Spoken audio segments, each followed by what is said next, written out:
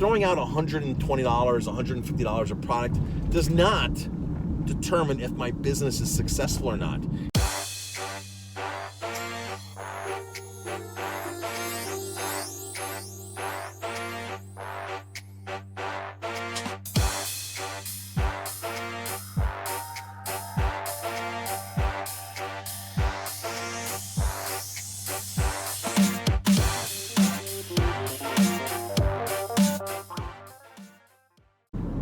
Hello, Chef Marcus Guiliano here, and I'm your chef on a mission. Today's mission is business.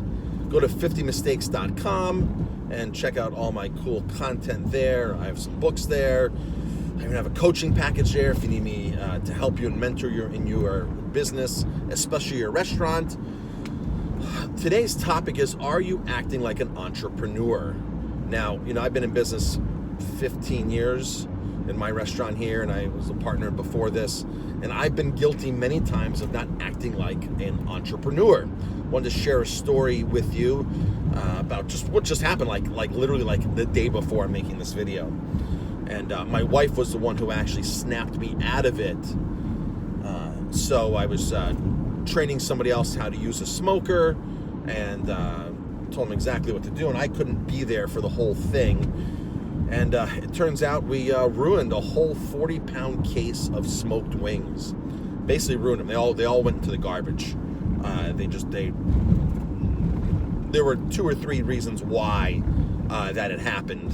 2 or 3 things that happened to them. It wasn't only one thing. It was 2 or 3 things. And I was a bit upset. I was very upset. I kept thinking about the 40 pounds, the $125, $50 that was going into the garbage in the time. And I'm sitting there like pondering over the money that's going in my pocket. My wife looked at me and said, act like an entrepreneur. Act like an entrepreneur so this doesn't happen again. Don't sit here and mope and grope over the money that's going to the garbage. Act like an entrepreneur. And she gave me a little bit of tough love there. I got to tell you, she snapped right out. I'm like, you know what? Throwing out $120, $150 a product does not determine if my business is successful or not. It's not making or breaking my business.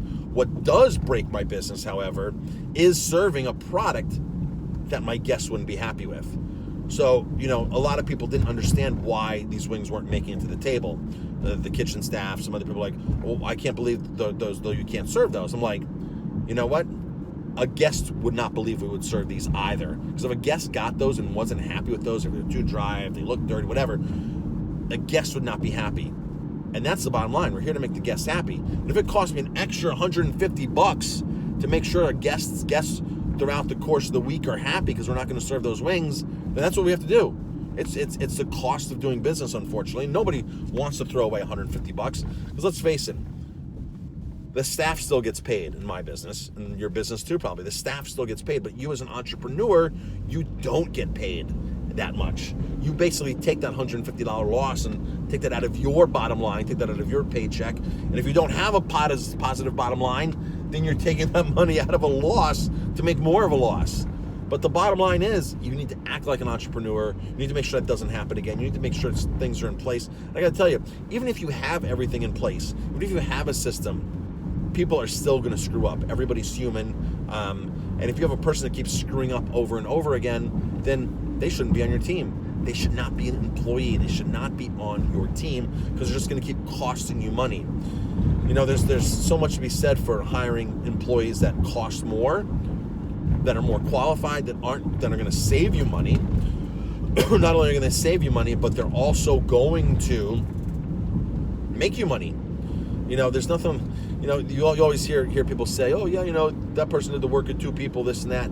They did the work of 2 people, pay them more. Don't let them leave your organization. Because if they leave, you're going to have to pay somebody or 2 people more money to do the job than they were doing. So yeah, are you acting like an entrepreneur? Now, I'm not saying don't hold your staff to higher standards, because that's what that's really what it's about. Holding your staff to higher standards. Sometimes my staff will get mad at me. I'm like, listen, I have every right to hold you to a higher standard. We're serving guests.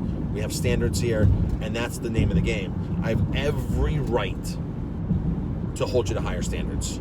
It's what happens here. And if you tell that to your staff, the guests expect this. How would you feel if you got this service, this dish, this product, this item, and you paid X amount of dollars, and this is what showed up to your table? This is what showed up. Whatever kind of product it is, this is what showed up. You wouldn't be happy. Put yourself in the buyer's shoes, in the guest's shoes, if you're a restaurateur. I'm Chef Marcus Guiliano. Make sure you're acting like an entrepreneur. If you have any comments or questions, leave them below, and I'm happy to.